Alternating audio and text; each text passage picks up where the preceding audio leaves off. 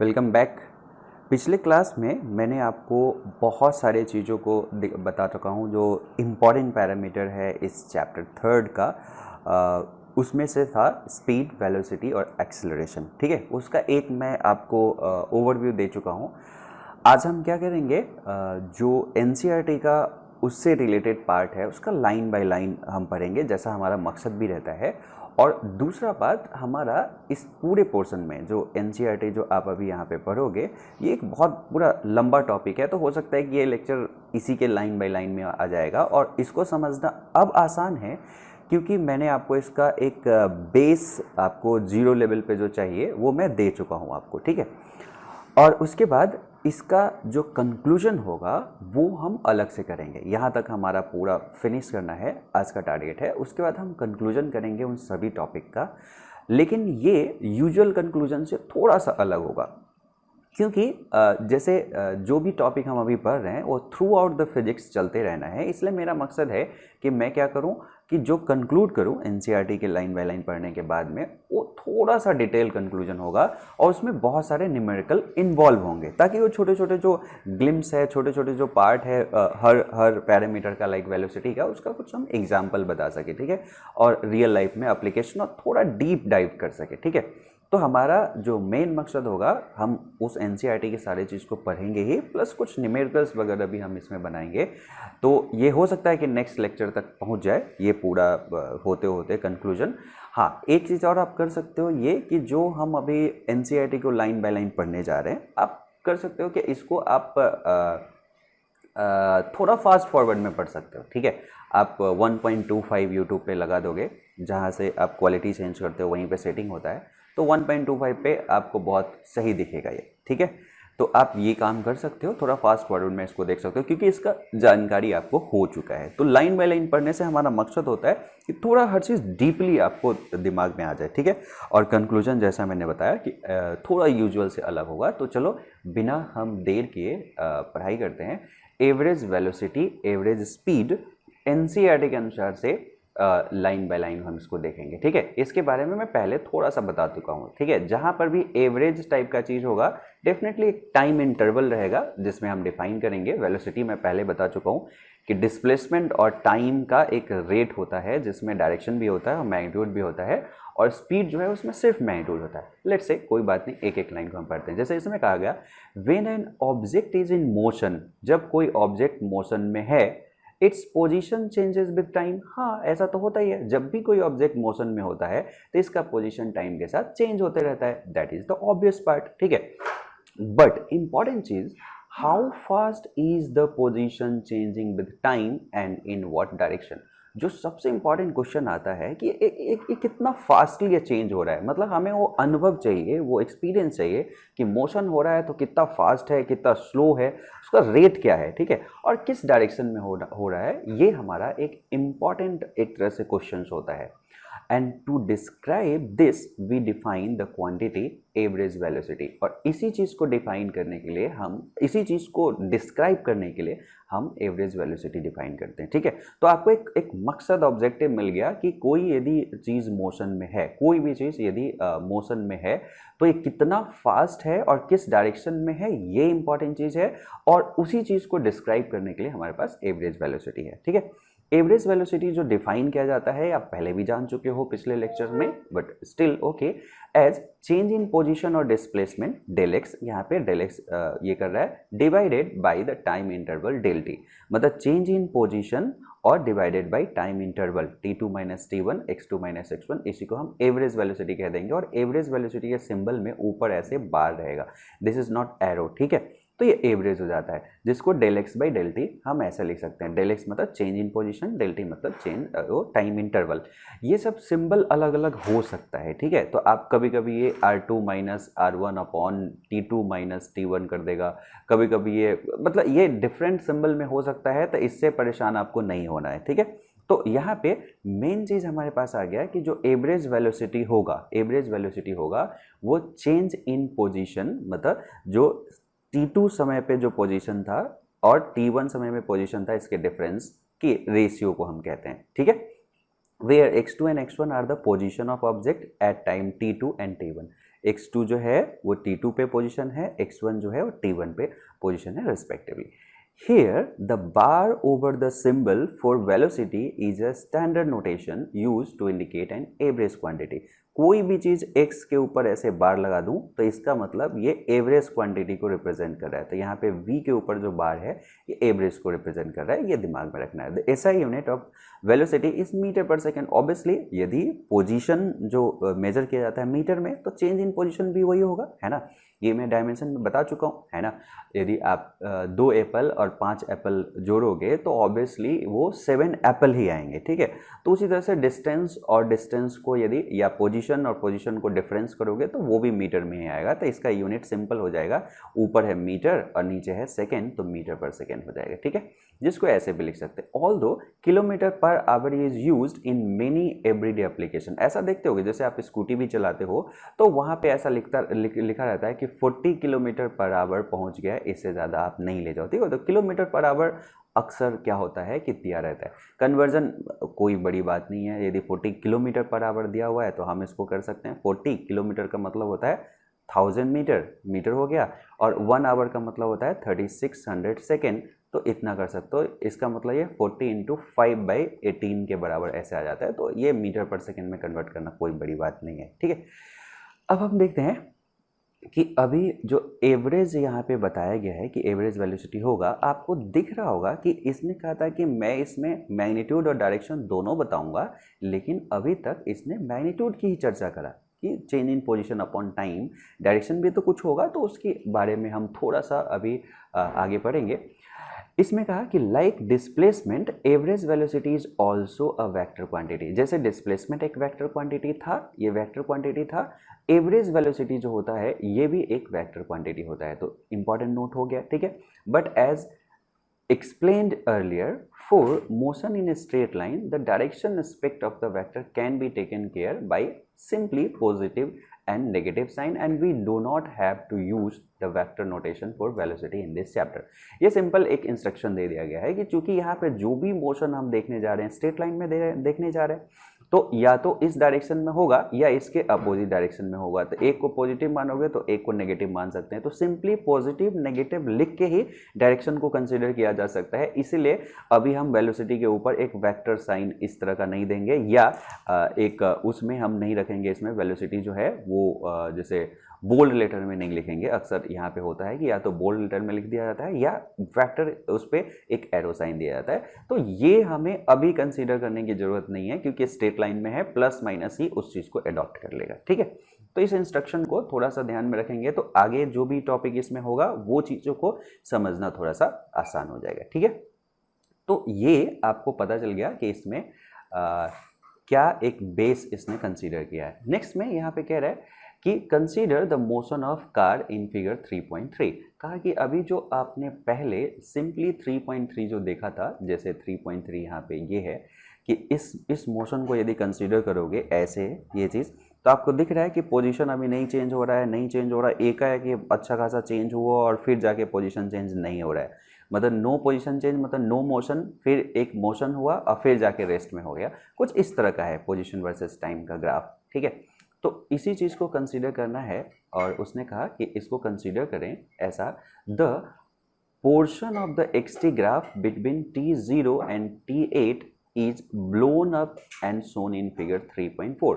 जो उसका जो ये वाला पोर्शन था ना, जहाँ पे ऐसे सीधे एकाएक ऊपर गया है, तो इसी को रिट्रेस कर रहा है और 3.4 में दिखाया है। तो इसको हम एक बार यहाँ पर भी देख लेते हैं। दिस इज 3.4, जो ये वाला जो पोर्शन है इसी को दिखाया गया है, ठीक है। जहाँ पे एकाएक ये बढ़ा है, इसका पोजीशन चेंज हुआ है, मतलब इसमें मोशन आया है, उस चीज़ को थोड़ा कंसीडर करते हैं। तो वो कंसीडर किया, ठीक है। As seen from the plot, इसमें कहा कि as seen from the plot the average velocity of the car between T5 and T7 is. यदि हम इसको कंसीडर करें, इसको यदि इस प्लॉट को कंसीडर करें और इसका एवरेज वेलोसिटी लिखने की कोशिश करें, ठीक है। तो इसका एवरेज वेलोसिटी यदि हम लिखेंगे तो हमें यहाँ पे 5 है, यहाँ पे हमें 7 है, तो यहाँ से यहाँ तक एक हमें डेल्टी पता चल गया, और दिस डेल्टी इज नथिंग बट 7 - 5, ठीक है। और यदि हम यहाँ पे ऐसे करते हैं तो ये वाला पोर्शन हमें पता चल गया, एंड ये वाले पोर्शन को देखोगे तो ये 27.4 है और ये 10 है। तो ये 27.4 माइनस 10 हो गया। This was nothing but del x. तो इसीलिए यदि हम v एवरेज ऐसे सिंपली लिखें इसके सिंबल के अनुसार से, तो ये del x by del t हो जाएगा, और डेल एक्स का वैल्यू 27.4 माइनस 10 जो हो जाएगा वो 17.4, और अपॉन ये 7 माइनस 5 जो हो जाएगा 2। तो यही एक तरह से मीटर पर सेकेंड हमारा एवरेज वेलोसिटी आ गया। ठीक है, ये पोजीशन वाले ग्राफ से। तो ये चीज़ भी मैं आपको सिखा चुका हूँ पहले के उसमें, तो कोई बड़ी बात नहीं है इसमें। तो एक तरह से यहाँ पे देखो यही चीज़ कैलकुलेशन 8.7 मीटर पर सेकेंड आ गया। तो एक तरह से आपको ये पता चल गया कि यहाँ पे कि कितना है ये। अब हम यहाँ पे एक दूसरे फॉर्मेट में इसके एक्सप्लेनेशन पे आ रहे हैं। यहाँ पे कह रहा है कि geometrically this is the slope of the straight line P1 P2 connecting the initial position P1 to the final position P2 as shown in the figure. कहा कि यदि ये 8.7 मीटर पर सेकेंड को देखोगे और इसको यदि ज्योमेट्रिकली डील करने की कोशिश आपने किया कि ये ज्योमेट्रिकली क्या रिप्रेजेंट कर रहा है, तो सिंपली आपको दिख गया कि यदि मैं इस पॉइंट से और इस पॉइंट के बीच में यदि इस लाइन को ऐसे मैं ड्रॉ करता हूँ और आपसे यदि मैं पूछता हूँ कि इसका स्लोप क्या होगा, तो कहता है कि this slope is nothing but, यदि आप एक राइट एंगल ट्रायंगल यहाँ पे फॉर्म कर सको और इस राइट एंगल ट्रायंगल में ये डेल एक्स है और ये डेल टी है, ये चीज़ लिख सको, तो यहाँ पे थीटा यदि होगा तो this slope is equal to tan theta and this is equal to del x by del t and this is nothing but average velocity. तो वही कहा कि ज्योमेट्रिकली आप इस एवरेज वेलोसिटी को स्लोप ऑफ दिस लाइन कह सकते हो जो P1 और P2 को ग्राफ पे जोड़ रहा है।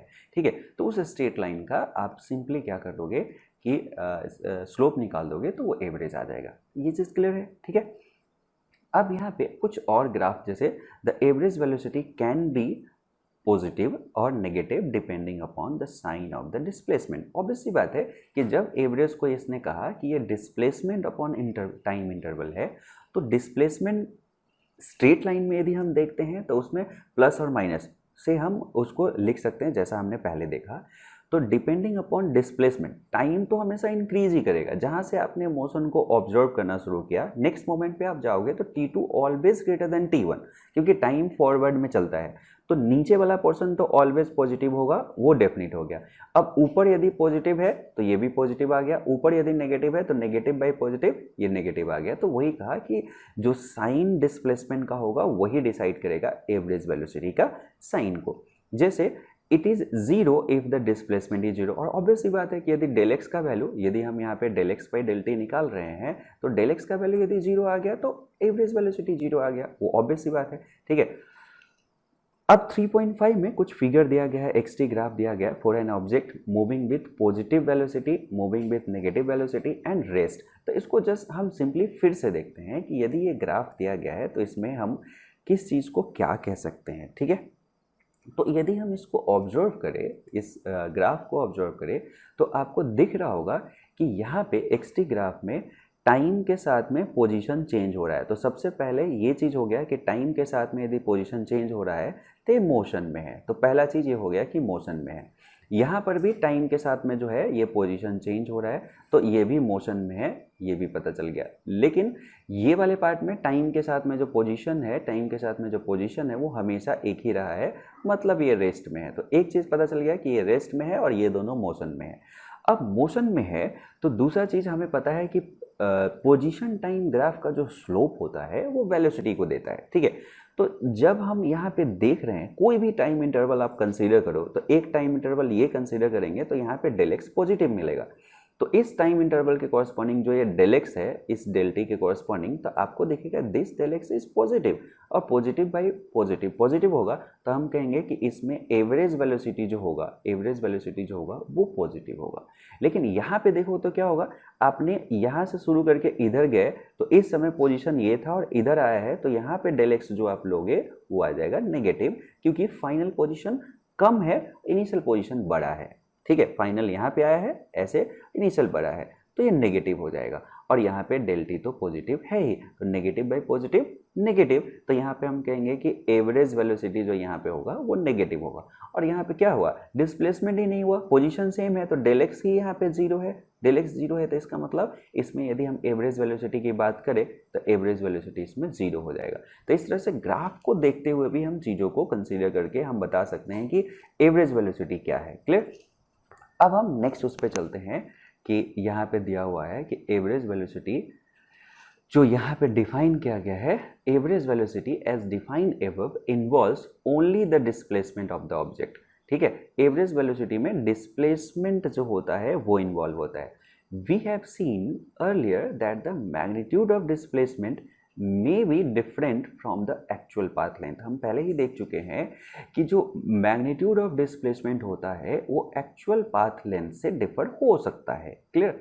जैसा उस एग्जाम्पल में बताया गया था, कोई ऑब्जेक्ट एक तरफ जाती है और फिर से वापस आती है, तो यहाँ पे डिस्प्लेसमेंट जो हो जाएगा वो जीरो हो जाएगा, लेकिन एक्चुअल पाथ लेंथ बड़ा हो गया यदि सेम पाथ पे आता है। इसका एनिमेशन भी मैं आपको बता चुका हूँ, तो जो अभी लेक्चर अभी पहली बार देख रहे हैं वो जाके पीछे आप देख सकते हैं। ठीक है, कि उसमें मैंने एनिमेशन के थ्रू ये सब चीज़ दिखा रखा है, डिस्प्लेसमेंट और डिस्टेंस के बीच में डिफरेंस। ठीक है, और जो भी सीरियसली पढ़ रहे हैं वो सारे लेक्चर्स को एक एक देखो। मैं बता रहा हूँ कि आपको कहीं पे भी आपको पढ़ने की जरूरत नहीं पड़ेगा और आप जीरो से पूरा एपेक्स लेवल तक पहुँच जाओगे। ठीक है, चलो। To describe the rate of motion over the actual path we introduce another quantity called average speed.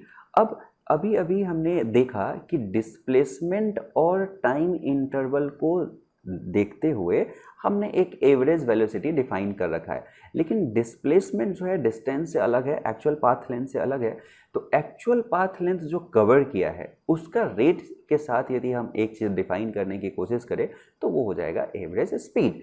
इसलिए अब हमारा कंसंट्रेशन जो होगा वो कहाँ पे आ जाएगा, एवरेज स्पीड पे आ जाएगा, कि हम एवरेज स्पीड को समझ सके कि वो क्या है। ठीक है, अब देखो, अब एवरेज स्पीड पे हम आएंगे तो यहाँ पे उसके डेफिनेशन पे चलते हैं। Average speed is defined as the total path length travel divided by the total time interval during which the motion has taken. Total path length अपन जो हम ड्यूरेशन ऑफ मोशन को डिवाइड कर देंगे तो वो ही चीज़ एवरेज स्पीड आ जाएगा। जैसे टोटल पाथ लेंथ में हमने टोटल टाइम इंटरवल को डिवाइड कर दिया तो एवरेज स्पीड आ गया। क्लियर। तो एवरेज स्पीड हमारा पाथ लेंथ हो जाएगा, एवरेज वेलोसिटी जो रहेगा यहाँ पे वो डिस्प्लेसमेंट रहेगा। ठीक है, ये चीज़ आपको समझ में आ गया। अब देखो, ऑब्वियस सी बात है, पाथ लेंथ में मीटर में होता है, टाइम इंटरवल सेकेंड में होता है, तो मीटर पर सेकेंड ही एवरेज स्पीड का भी ये होगा। पाथ लेंथ में कोई डायरेक्शन नहीं होता है तो एवरेज स्पीड में कोई डायरेक्शन नहीं होगा, तो average speed has obviously the same unit metre पर second that of the velocity. ठीक है, but it does not tell us in what direction an object is moving. Average speed आपको ये नहीं बताएगा कि किस डायरेक्शन में ऑब्जेक्ट मूव कर रही है, बट एवरेज वेलोसिटी आपको डायरेक्शन बता देगा। जहां तक सवाल है स्ट्रेट लाइन मोशन का, तो पॉजिटिव मतलब ऑरिजिन से पॉजिटिव एक्स की तरफ जा रहा है ना, ऑरिजिन से पॉजिटिव की तरफ जा रहा है। नेगेटिव मतलब इधर की तरफ जा रहा है। तो एवरेज वेलोसिटी का जो डायरेक्शन है वो डायरेक्शन ऑफ मोशन को भी बताता है, एवरेज स्पीड इसके बारे में चर्चा नहीं करता। 10 इट इज ऑलवेज पॉजिटिव, तो इसका मतलब ये ऑलवेज पॉजिटिव होगा। तो एक इंपॉर्टेंट चीज़ आपके पास आ गया कि ऑलवेज पॉजिटिव होगा एवरेज स्पीड।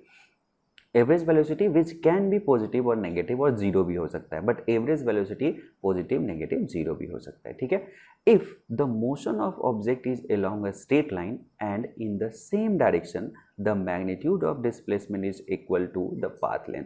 कहा कि यदि हम अपने आप को कन्फाइन या मोशन को कन्फाइन करते हैं कि वो स्ट्रेट लाइन में है और सिर्फ एक डायरेक्शन में मूव कर रहा है, तो जब डायरेक्शन ही चेंज नहीं करेगा तो जैसे जैसे आगे बढ़ता रहेगा तो पाथ लेंथ और डिस्प्लेसमेंट दोनों बराबर होता रहेगा। तो पाथ लेंथ और डिस्प्लेसमेंट बराबर होता रहेगा तो उसका जो रेट होगा वो भी बराबर होगा, और हम कहेंगे कि दोनों चीज़ average speed and average velocity equal हो जाएगा। ठीक है, in that case the magnitude of average velocity and average speed will be constant.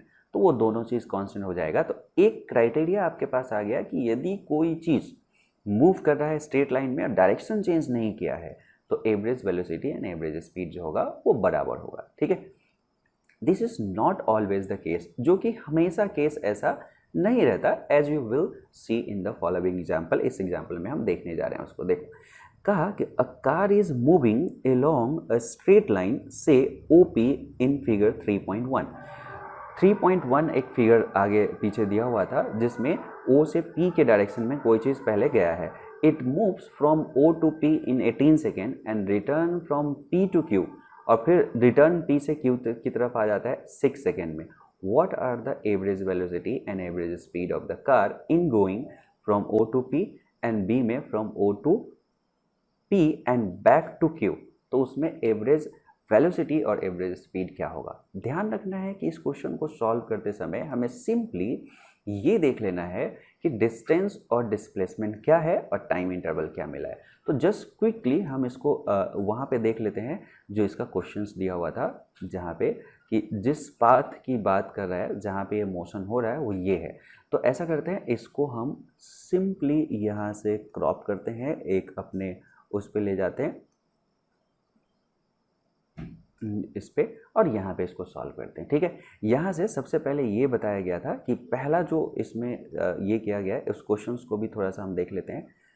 उस क्वेश्चंस को भी उसी में हम रख लेंगे तो हमारा ठीक रहेगा. एग्जाम्पल 3.1. तो 3.1 जो है ये, अब हम इस क्वेश्चन को और इसको इकट्ठा कर लिए, यहाँ पे सॉल्व करना आसान हो जाएगा. ठीक है, अब एक एक चीज़ को ध्यान से देखो. पहला चीज़ इसने कहा कि a car is moving along a straight line. ठीक है, से OP in the figure. O से लेके P के उसमें एक कार जो है वो गई है. तो O से P के यहाँ पे एक कार चली गई. ठीक है, it moves from O to P in 18 second. यहाँ से यहाँ तक ले जाने में इसने 18 सेकेंड लगाया है. इसका मतलब ये टाइम इंटरवल हो गया पहले केस के लिए. ठीक है, return from P to Q. अब ये रिटर्न हो रहा है P से Q की तरफ में, तो P से Q की तरफ में यहाँ पे रिटर्न हुआ, और P से Q की तरफ जो रिटर्न हुआ है उतना में जो समय लगाया है, यहाँ पे डेल्टी ग्रीन से मैं कलर को कर दिया, ये दोनों बराबर नहीं है, ये 6 सेकेंड है. ठीक है, ये हो गया. What are the average velocity and average speed of the car in going. पहला में O टू P.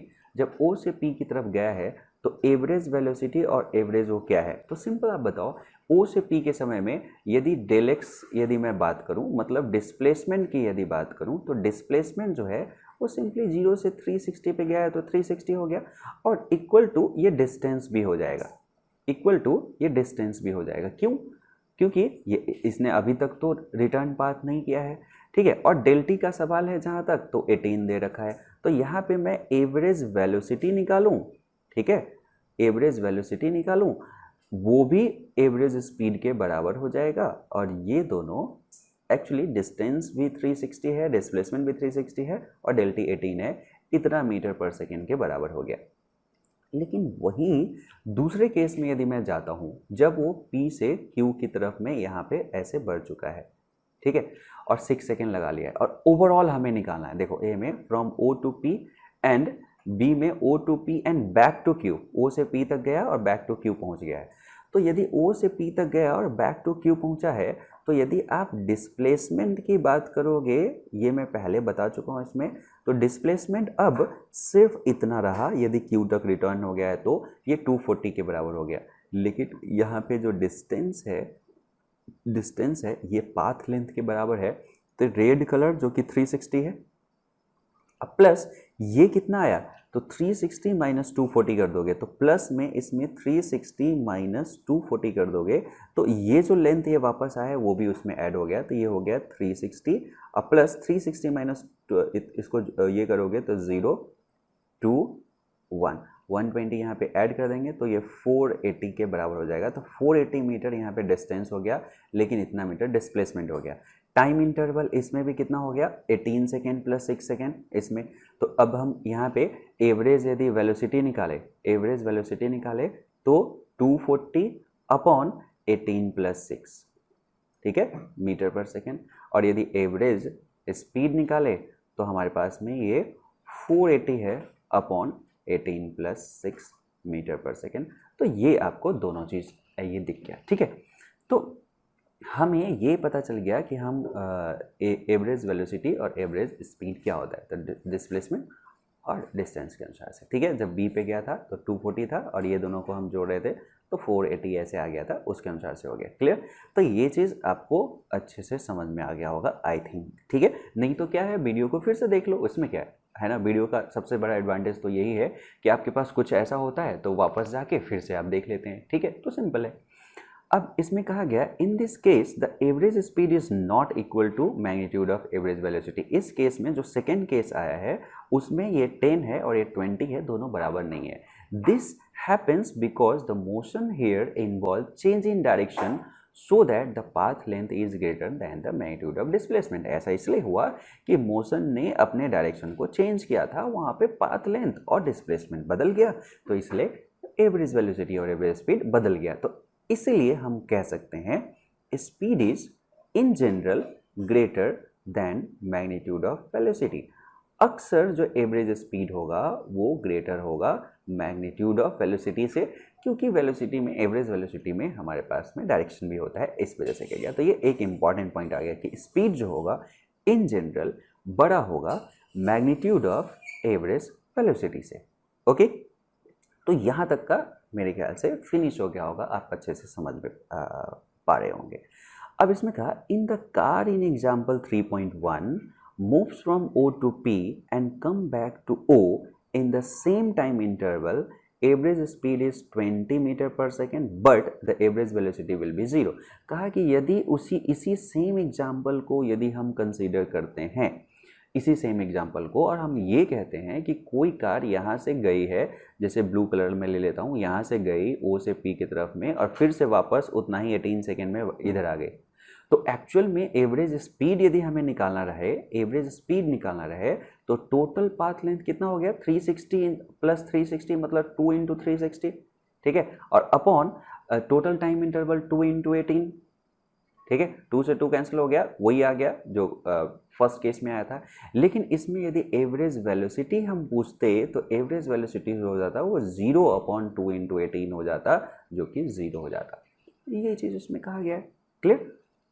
तो ये हमें करेक्टनेस के साथ पता चल गया कि यहाँ पे 0 हो गया है। इसका मतलब जो हमने पहले सीखा था, जैसे यदि इंपॉर्टेंट चीज़ों को आप देखोगे तो यहाँ पे ये सिखाया गया कि एवरेज स्पीड अक्सर बड़ा क्वांटिटी होगा, इन जनरल बड़ा क्वांटिटी होगा, किससे, मैग्नीट्यूड ऑफ एवरेज वेलोसिटी से।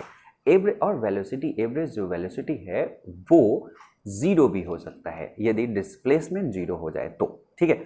तो यहाँ एक तरह से हमारा ऑब्जेक्टिव जो था अभी तक में वो ये था कि कोई चीज़ मोशन में है तो कितना फास्ट है, उसमें क्या फास्टनेस है, फास्ट है, स्लो है, उसका अमाउंट क्या है वो देखना था, उसको एवरेज से हमने देख लिया, और उसका डायरेक्शन क्या था उसको हम एवरेज वेलोसिटी से देख रहे थे, ठीक है। डिस्प्लेसमेंट के कॉरस्पॉन्डिंग हमने एवरेज वेलोसिटी डिफाइन किया और डिस्टेंस के कॉरस्पॉन्डिंग एवरेज डिस्टेंस या पाथ लेंथ के कॉरस्पॉन्डिंग एवरेज स्पीड डिफाइन किया। अब हम बात करेंगे next important part, instantaneous velocity and speed के बारे में। इंस्टेंटेनियस का मतलब एट दैट इंस्टेंट, मतलब जैसे अभी आप पढ़ रहे हो, इस समय यदि आपको देखना है, जिस समय एक टाइम के गिवन पॉइंट ऑफ टाइम पे यदि कोई वेलोसिटी और स्पीड पूछता है तो कैसे डिफाइन करेंगे, उसको हम इंस्टेंटेनियस वेलोसिटी एंड स्पीड कहेंगे, ठीक है। तो ये सेकेंड इम्पॉर्टेंट, मतलब उसी जो हमने स्पीड और वेलोसिटी देखा तो एक एवरेज देख लिया, अब इंस्टेंटेनियस हम देख रहे हैं, ठीक है। ये सारी चीज़ को मैं कंक्लूड करूंगा डीप डाइव में, जैसा मैं बताया था कि आपको नेक्स्ट सेक्शन में ये सारा चीज़ को मैं पॉइंट वाइज आपको बता दूंगा कि ये सारी चीज़ों को आप किस तरह से पॉइंट वाइज पढ़ सकते हैं, ठीक है। तो नेक्स्ट सेक्शन में ये चीज़ हम करेंगे, बिल्कुल एक एक पॉइंट ABCD करके हम ये सबको बताएंगे कि वेलोसिटी पढ़ा तो उसमें क्या क्या चीज़ होगा, uniform velocity, non uniform velocity, average velocity, instantaneous velocity, जितने भी टर्म्स रखे गए हैं उसका पॉइंट वाइज हम करेंगे। मे बी ये नेक्स्ट लेक्चर में हो, और हो सकता है ये जल्दी खत्म हो जाए तो इसी लेक्चर में ही करना शुरू कर देंगे, ठीक है। तो उसको देखेंगे अभी। तो इंस्टेंटेनियस वेलोसिटी को हम पहले डिफाइन कर लेते हैं, ठीक है। ये पहले आपको मालूम है कि dx/dt को हम ऐसे करते थे, ठीक है। अब इसको पढ़ लेते हैं line by line. The average velocity tells us how fast an object has been moving over a given interval of time but does not tell us how fast it moves at different instant of time during that interval. Average velocity ने ये तो कह दिया कि इस given interval में ये इतना फास्ट रेट से मूव कर रहा है, या ऐसा हमें बता दिया, लेकिन ये नहीं बताया कि इस पॉइंट ऑफ टाइम पे कितना स्पीड था। जैसे आप दिमाग में एक इमेजिन कर सकते हो कार रेसिंग का, ठीक है। तो कार यदि रेसिंग में आप देखोगे तो हर पॉइंट ऑफ टाइम पे उसका स्पीड अलग अलग रहता है। जैसे आपके स्कूटी का एग्जांपल यदि हम ले, तो जब आप एक्सीलरेट करते हो तो उसमें स्पीडोमीटर एक चीज़ दिखाते रहता है, अब 20 किलोमीटर पर आवर है, 30 किलोमीटर पर आवर है, 40 किलोमीटर पर आवर है। अब रेड जोन में आप पहुंच गए कि आप 50 kilometre per hour, 60 kilometre per hour, ऐसे वो दिखाते रहता है। वो एक पॉइंट ऑफ टाइम पे है, जिस समय आप देख रहे हो उस समय क्या स्पीड है उसको दिखा रहा है, उसको हम इंस्टेंटेनियस कहते हैं। तो हमारा मकसद उसी चीज़ को डिफाइन करना है, ठीक है। तो इसी के लिए for this we define instantaneous velocity और simply velocity v at an instant t। Simply हम उसको v एट इंस्टेंट t कह सकते हैं, ठीक है। तो कभी भी ये चीज़ ध्यान रखो कि वेलोसिटी एट टाइम t कहा तो मतलब इंस्टेंटेनियस पूछ रहा है। एवरेज के लिए वो बजाबते ये बोलेगा कि एवरेज वेलोसिटी निकाल दो।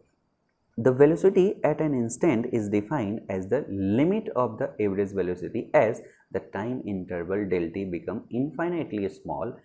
तो मैथमेटिकली यदि हम देखें तो एक लिमिट का कॉन्सेप्ट होता है। देखो कि del x by del t जो है वो एवरेज था, यदि मैं डेल टी को टेंस टू जीरो कर दूं, अब सोचो ना, यदि t2 माइनस t1 जो है इसके डिफरेंस को यदि आप जीरो के नज़दीक ला रहे हो, टेंस इसलिए हम कह रहे हैं, तो इसका मतलब t2 बराबर t1 है।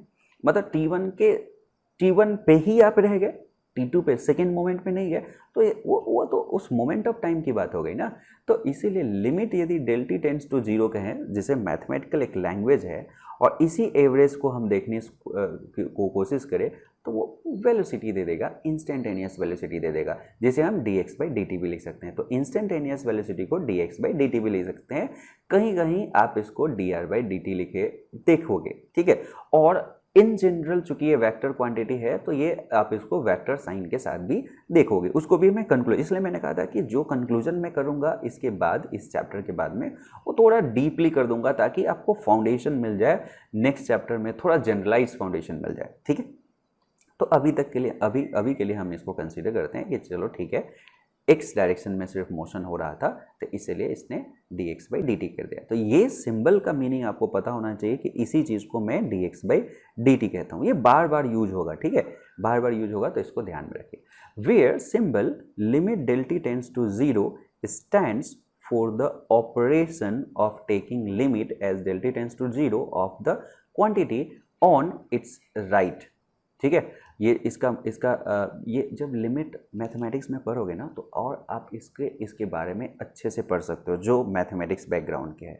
जो मैथमेटिक्स बैकग्राउंड के नहीं है और आप अभी बायो के लिए कर रहे हैं, उसको ज़्यादा टेंशन लेने की ज़रूरत नहीं है। मैंने फाउंडेशन में आपको डिफ्रेंशिएशन सिखा रखा है, तो बस उस डिफ्रेंशिएशन को ध्यान में रखोगे, क्लियर है, ठीक है। बट फिर भी एक अटेम्प्ट यहाँ पे किया जाएगा उस चीज़ को थोड़ा सा महसूस कराने के लिए, तो करते हैं। In the language of calculus, the quantity on the right hand side of the equation 3.3a, इसके जो राइट हैंड साइड में यहाँ पे आपको दिख रहा है, ये जो क्वांटिटी है ऐसा, is the differential coefficient of x with respect to t and is denoted by dx by dt। इसी चीज़ को जो हम dx by dt से इसको हम इंडिकेट कर देते हैं इस लिमिटिंग वाले केस को, और पढ़ते हैं ऐसे, मैथमेटिक्स का लैंग्वेज है, ठीक है। इट इज़, इसको अपेंडिक्स 3.1 में दिखा दिया गया है, मैं फंडामेंटल में पढ़ा चुका हूँ, तो फंडामेंटल वाले आपको जो प्लेलिस्ट है उसमें आपको देखना पड़ेगा। It is the rate of change of position with respect to time at that instant. तो एक तरह से अब इसको यदि हम लैंग्वेज में पढ़ने की कोशिश करें तो हमें एक इसका लैंग्वेज मिल गया कि जो इंस्टेंटेनियस वेलोसिटी है that is nothing but rate of change of क्या चीज़, position with respect to time. तो उसी चीज़ को यहाँ पे बता दिया गया है कि ये जो है it is the rate of change of position with respect to time at that instant. उस इंस्टेंट में क्या है, तो ये हमारे पास में एक इंपॉर्टेंट पार्ट आ गया dx बाई dt का मीनिंग या इंस्टेंटेनियस वेलोसिटी का मीनिंग के लिए, क्लियर। अब हम आते हैं इसमें कि we can use 3.3a for obtaining the value of velocity at an instant इधर ग्राफिकली और न्यूमेरिकली। हम इसको ग्राफिकली भी बता सकते हैं, न्यूमेरिकली भी बता सकते हैं। तो जरा सा हम देखें कि ये ग्राफिकली और न्यूमेरिकली कैसे एक दूसरे से जुड़ा हुआ है। मैं थोड़ा एक्सप्लेन करता हूँ, फिर आपको ये लाइन बाय लाइन भी पढ़ाता हूँ। जैसे इस नीचे वाले ग्राफ को थोड़ा सा हम देखते हैं और यहाँ पे मेरी बातों को ध्यान से देखना कि सपोज करो कि फर्स्ट पॉइंट P1 यहाँ पे था और P2 यहाँ पे था, तो आपको दिख रहा होगा कि इन दोनों को यदि मैंने लाइन बनाया तो एक अच्छा खासा टाइम इंटरवल आप यूज कर रहे हो, ठीक है। लेकिन यदि Q1 से लेके और Q2 तक लगाया तो टाइम इंटरवल मैंने छोटा कर दिया। उसी तरह से करते करते करते करते करते यदि हम दोनों पॉइंट को एक ही पास में ले आए तो यहाँ पे कोई इंटरवल दिख ही नहीं रहा है, आप जूम करोगे तभी नहीं दिखेगा। तो इसलिए अभी जो ये बड़ा टाइम इंटरवल था उससे छोटा टाइम इंटरवल था, छोटा करते करते करते करते मैंने डेल्टी को टेंड्स टू 0 कर दिया। ज्योमेट्रिकली हम ऐसे कर सकते हैं। और इसका एक ज्योमेट्रिकल मीनिंग होता है कि यदि आपने एक पॉइंट पे उसे ला दिया और ये लाइन ऐसे बना दिया, ठीक है, अभी इसके स्लोप को आप क्या कहते थे? एवरेज वेलोसिटी, ठीक है। अब ध्यान रहे कि यहाँ पे पोजीशन टाइम का ग्राफ है, ठीक है। तो जब एक इंस्टेंट पे आप आ गए तो ये एक्चुअली उस ग्राफ पे टेंजेंट है। ये क्या है? इसको हम कहते हैं टेंजेंट ऑन ग्राफ। कहाँ पे? एक given time, instant of time पे। इसका जो स्लोप होगा, slope of this part is called instantaneous velocity, ठीक है। तो यही चीज़ बताया गया कि suppose that we want to obtain graphically the value of velocity at time t equal to 4 second. Suppose करो कि ये 4 सेकेंड पे यहाँ पे ये था और इसी जगह पे हमें चाहिए, तो हम क्या कर सकते हैं? Motion the car represented in figure 3.3, the figure has been redrawn in figure 3.6 choosing the different scale to facilitate. उसको एक स्केल पे बनाया गया है 3.3 में जो हमने मोशन देखा था उसी को, ठीक है। तो इसमें रीड्रॉ करके हम 4 सेकेंड पे मोशन को ऑब्जर्व करने गए थे, ठीक है। तो 4 सेकेंड में एक्चुअली जो यहाँ पे जो टेंजेंट आया उसका जो स्लोप होगा वही वेलोसिटी होगा, ठीक है। हाँ, अब वो दूसरी बात है कि वो स्लोप निकालने का तरीका क्या होगा, तो वो आपका कैलकुलस हो सकता है, ठीक है, जिसको फंडामेंटल में मैंने पढ़ाया, ठीक है, और या न्यूमेरिकली भी हम उसको सॉल्व कर सकते हैं, ठीक है। तो इसमें ये कहा था कि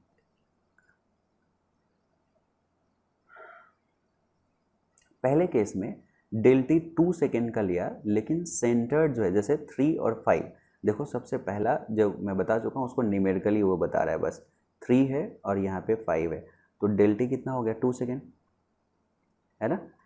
ये डेल्टी 2 सेकेंड है, इसका सेंटर यदि हम देखेंगे तो 4 पे ही है, 1 सेकेंड इधर है और 1 सेकेंड इधर है, ठीक है। तो वही चीज़ उस वहाँ पे बात कर रहा है।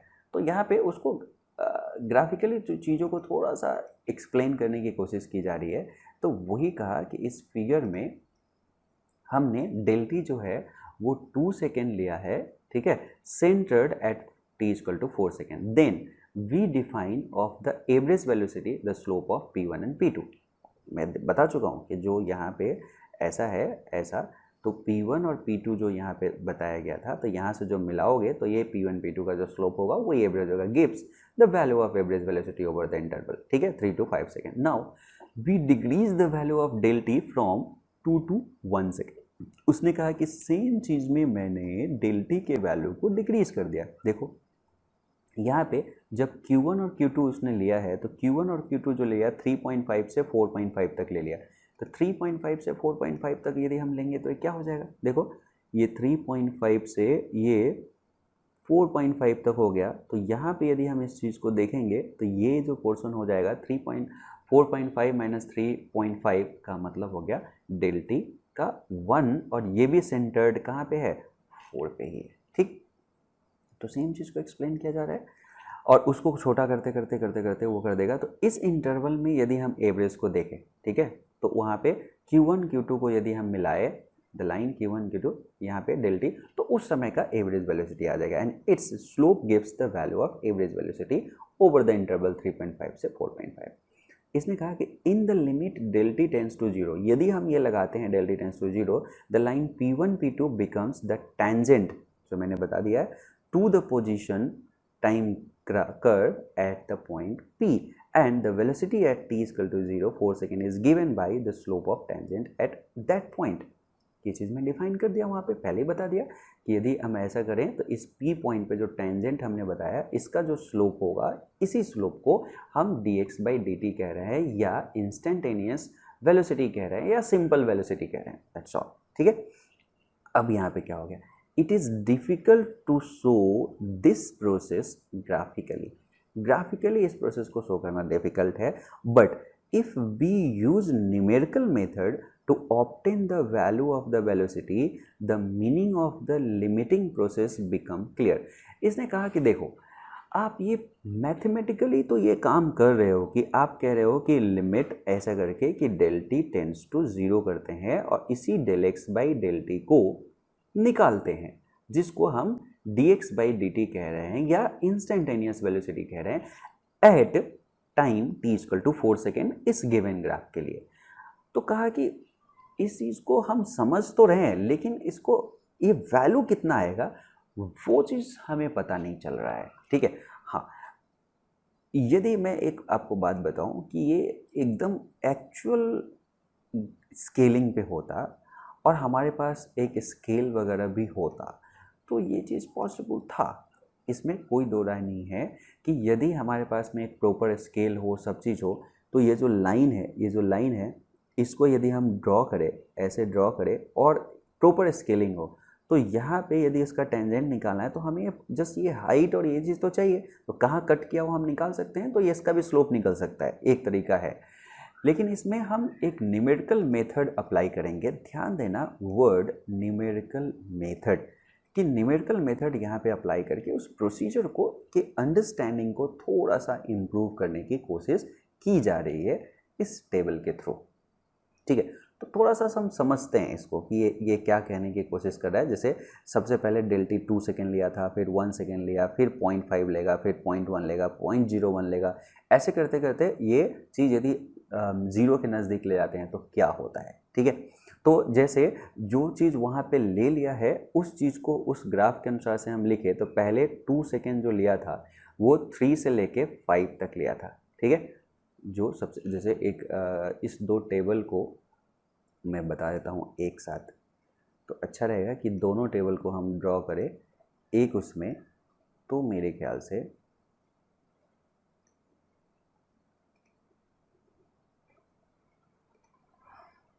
चीज़ें आसान हो जाएगी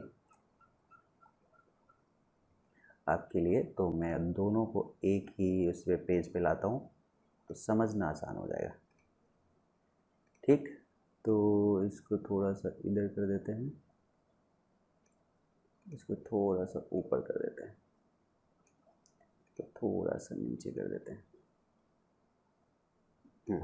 अब हम इसको बहुत अच्छे से पढ़ सकते हैं। देखो, सबसे पहले इन्होंने ये P1 और P2 लिया था और आपको ध्यान है कि ये जो P2 है वो 5 पे है और P1 जो है 3 पे है, तो उसी को लिख रहे हैं कि ये 3 है और ये 5 है।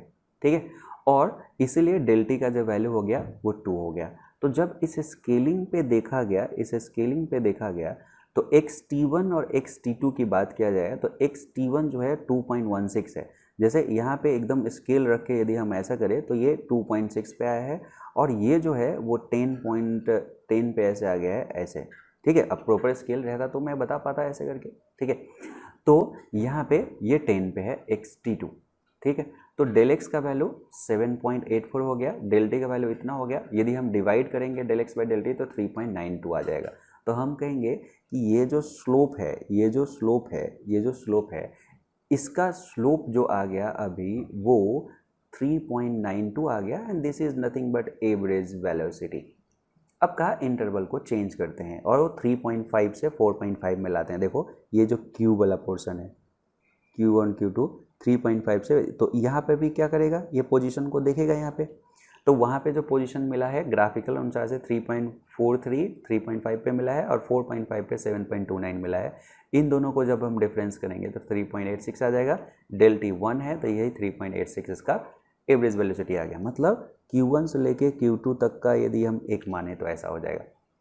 फिर इसने कहा कि 3.75 से हम 4.25 पर चलते हैं, मतलब 3.75 यहाँ पे हो गया और 4.25 इसके इस साइड में हो गया, इतना एक कंसीडर किया और वहाँ पे स्केल रख के उसी तरह से देखा कि यहाँ पे डिस्टेंस क्या आ रहा है, तो वो डिस्टेंस ये और ये आया।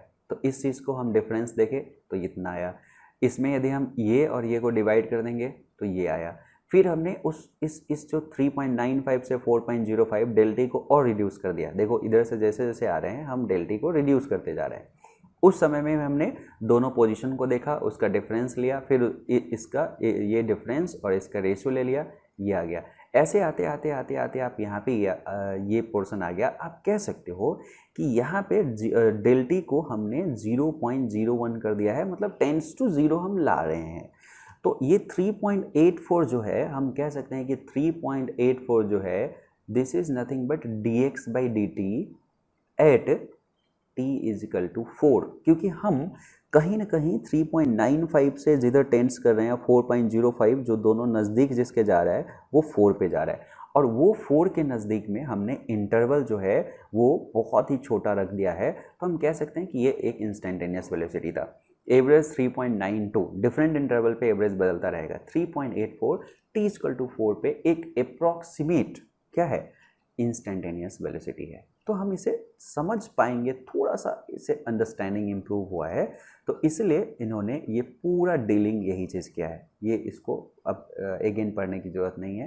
तो इस पूरी चीज़ को जो डील किया है उन्होंने वो ऐसे डील किया है, ठीक है।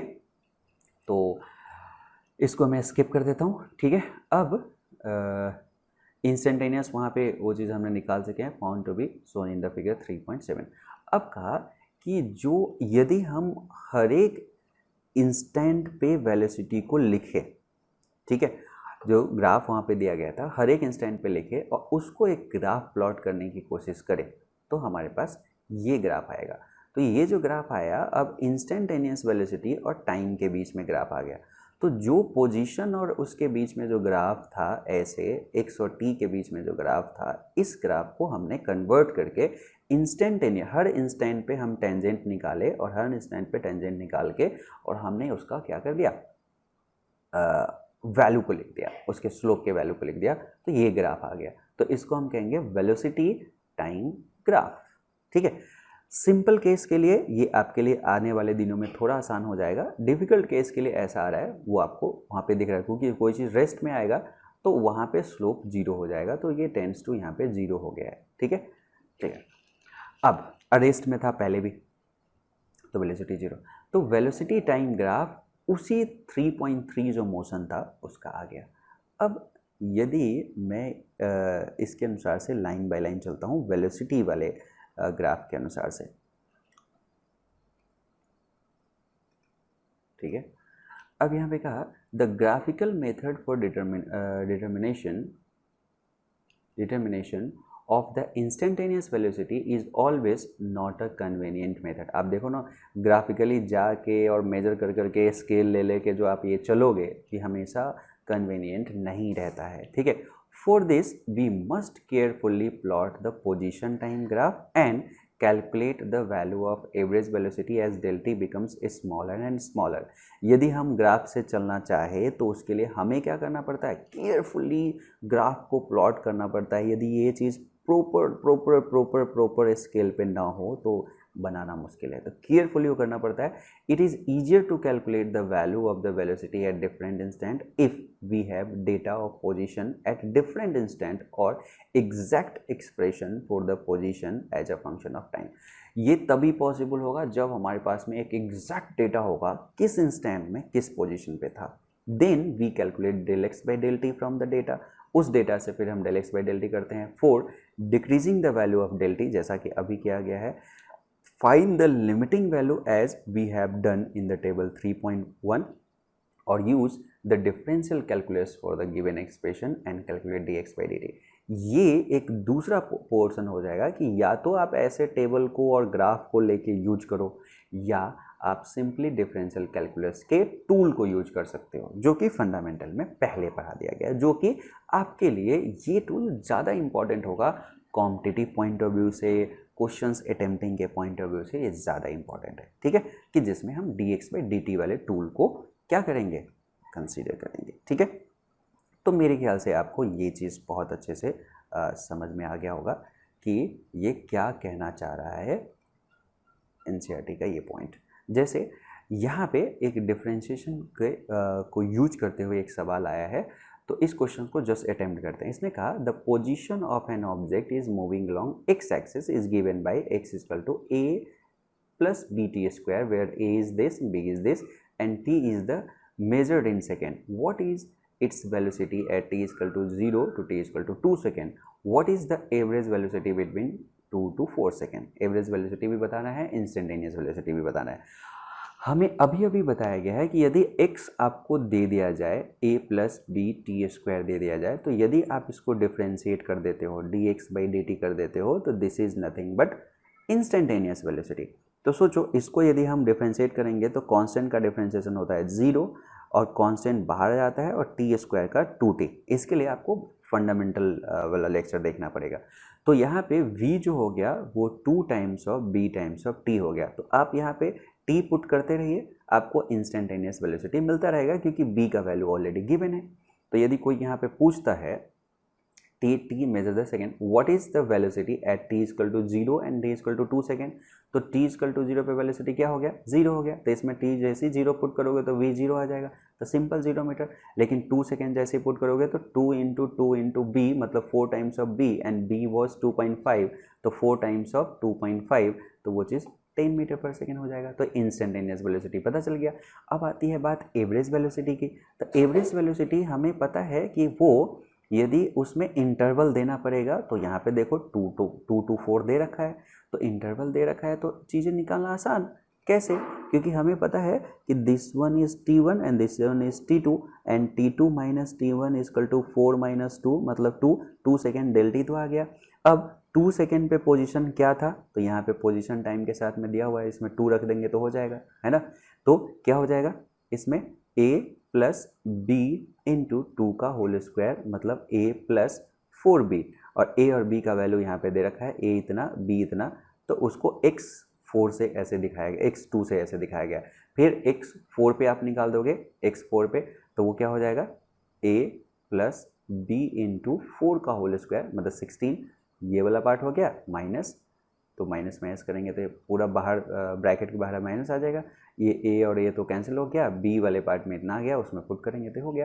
तो ये एवरेज वेलोसिटी आ गया जो कि 15 मीटर पर सेकेंड है, और इंस्टेंटेनियस जो था अलग अलग इंस्टेंट पे अलग अलग था. ठीक है.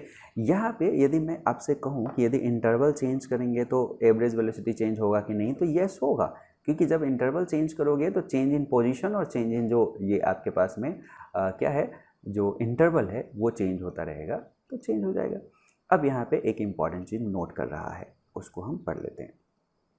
From 3.7 we note that during the period t is equal to 10 to 18 the velocity is constant. यदि हम चाहे तो इसमें ये चीज़ को ऑब्जर्व कर सकते हैं. Between period t equal to 18 to t equal to 20 second it is uniformly decreasing and during the period t equal to 0 to t is 10 second it is increasing. मतलब ये चीज़ हम जो वेलोसिटी का एक्सप्रेशन आया है उसके अनुसार से हम चीज़ बता सकते हैं. Note that for uniform motion velocity is the same as the average velocity at all instant. यहाँ पे नोट करना है कि यदि यूनिफॉर्म मोशन हो रहा है मतलब इक्वल इंटरवल इक्वल टाइम में यदि कवर कर रहा है, तो ऑब्वियस सी बात है कि उसमें वेलोसिटी जो होगा कहीं भी इंस्टेंट पे देखोगे तो सेम ही मिलता रहेगा. ठीक है. तो वहाँ पे एवरेज और इंस्टेंटेनियस बराबर हो जाएगा. क्लियर. तो ये चीज़ हमने अभी यहाँ पे देखा. अब होता है इंस्टेंटेनियस स्पीड की बारी. अब इंस्टेंटेनियस स्पीड हमारे पास में सिंपली क्या था, इंस्टेंटेनियस स्पीड जो होगा एक तरह से देखो एक इंस्टेंट में हम रेट देख रहे हैं डिस्प्लेसमेंट का या पोजीशन चेंज होने का, तो एक डेल टी टेंड्स टू 0 में जो डिस्प्लेसमेंट होगा वही डिस्टेंस होगा. तो इंस्टेंटेनियस स्पीड एक्चुअली कुछ और नहीं मैग्नीट्यूड ऑफ इंस्टेंटेनियस वेलोसिटी हो जाएगा. ठीक है. तो कोई दिक्कत नहीं है. Simply speed is the magnitude of velocity. तो सिंपल हम देखेंगे यदि इंस्टेंटेनियस स्पीड बोले या सिंपली स्पीड बोले तो वो मैग्नीट्यूड ऑफ वेलोसिटी होगा. फॉर एग्जांपल वेलोसिटी 24 मीटर पर सेकेंड या -24 मीटर पर सेकेंड, दोनों में हम स्पीड को कहेंगे कि 24 मीटर पर सेकेंड है. ठीक है. It should be noted that though average speed over a finite interval of time is greater and equal to magnitude of average velocity. Average speed जो होता है वो अक्सर बड़ा होता है average velocity magnitude of average velocity से, लेकिन इंस्टेंटेनियस स्पीड जो है वो डिफाइन ही किया गया है मैग्नीट्यूड ऑफ इंस्टेंटेनियस वेलोसिटी का. तो मैग्नीट्यूड ऑफ इंस्टेंटेनियस वेलोसिटी और इंस्टेंटेनियस स्पीड बराबर होगा. Instantaneous speed at an instant is equal to the magnitude of instantaneous velocity at that instant. Vice हो तो होगा ही ना। आप देखो एक छोटा इतना इंटरवल छोटा आपने किया तो यहाँ से यहाँ के लिए जो डिस्प्लेसमेंट होगा और जो डिस्टेंस होगा दोनों बात एक ही होगा। इतना छोटा आपने इंटरवल ले लिया है तो क्या होगा, दोनों चीज़ बराबर हो जाएगा। बस डिफरेंस ये है कि इंस्टेंटेनियस वेलोसिटी में डायरेक्शन है, इंस्टेंटेनियस स्पीड में डायरेक्शन नहीं है, मैग्नीट्यूड दोनों का सेम ही है। ठीक है, तो ये पूरा आपका एवरेज इंस्टेंटेनियस का लाइन बाय लाइन हमने पढ़ लिया। अब आता है एक्सेलरेशन का केस लाइन बाय लाइन का। तो मुझे लगता है कि इसको एक नेक्स्ट लेक्चर में पढ़ाना चाहिए। तो नेक्स्ट लेक्चर में एक्सेलरेशन पढ़ने के बाद में हम क्या करेंगे कि ये वाला पोर्शन को की पढ़ाई करेंगे जिसमें मैंने आपको बताया कि वेलोसिटी को जो चीज़ हमने पढ़ा था वहाँ पे, या ऐसा भी कर सकते हैं कि हम अभी जो नेक्स्ट लेक्चर करें उसमें वेलोसिटी और जो स्पीड है उसका सारे चीज़ का कंक्लूजन कर लें। ठीक है, तो ये चीज़ मैं अभी नेक्स्ट लेक्चर में ला देता हूँ जिसमें स्पीड इनसे कैसे वो डिफाइन किया गया है, डायमेंशन, यूनिट, यूनिफॉर्म में क्या होगा, नॉन यूनिफॉर्म में क्या होगा, एवरेज कैसे निकालेंगे, ये सारा चीज़ को कंक्लूड करते हुए कुछ न्यूमेरिकल वेलोसिटी तक बना लेते हैं। फिर उसके नेक्स्ट लेक्चर में हम क्या करेंगे, एक्सेलरेशन को करेंगे और एक्सेलरेशन का लाइन बाय लाइन और उसका कंक्लूजन करेंगे उसी तरह से डिटेल में। ठीक है, तो नेक्स्ट लेक्चर का हम वेट करते हैं और तब तक आप इसको एंजॉय करिए। नेक्स्ट लेक्चर में मैं बहुत सारे क्विजेस भी दूंगा, बहुत सारे थोड़ा डीप उसमें चला जाऊंगा। ठीक है, डीप एक्सप्लेनेशन में, और बहुत सारे क्वेश्चंस को भी कराऊंगा। ठीक है, तो तब तक के लिए आप इस सारे जो मैं पढ़ा रहा हूँ उसको आप स्प्रेड करें। ठीक है, इसको जितना ज़्यादा हो सके आप अपने क्लासमेट को सबको बताइए। ठीक है, जितना जल्दी एक ग्रुप बनेगा उतना मज़ा मुझे भी आएगा और आपको भी आएगा। ठीक है, और एक ग्रुप बना हुआ है जैसा मैं हर लेक्चर में बता देता हूँ, आप उस ग्रुप को ज्वाइन कर सकते हो जिस ग्रुप्स में बहुत सारे एडिशनल और क्वेश्चंस और असाइनमेंट बनाए जाते हैं। ऐसा इसलिए होता है क्योंकि हर क्वेश्चंस और असाइनमेंट का वीडियो बनाना थोड़ा सा मुश्किल है, क्योंकि एक घंटे के जो वीडियो होता है वो ऑन एन एवरेज 7 आवर ले लेता है।